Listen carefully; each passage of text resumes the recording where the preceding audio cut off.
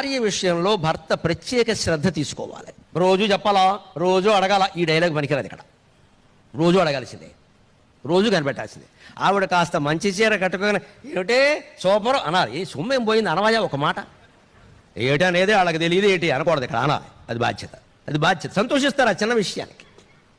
అలాగే భార్యకి ఏదైనా అనారోగ్యం వచ్చిన గాయం అయిందనుకోండి, వంట చేస్తుంటేనో ఆఫీసులో ఏదైనా గాయం అయిందనుకో, వాడి ప్రవర్తన విచిత్రంగా ఉంటుందని విశ్వనాథ సత్యనారాయణ గారు చెప్తాడు.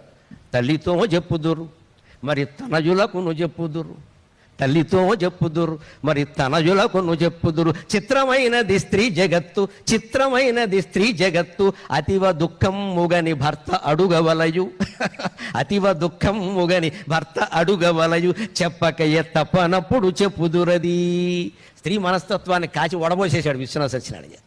భార్యకి ఏదైనా గాయం అయితే ఒంటి మీద తల్లితో చెప్పుదురు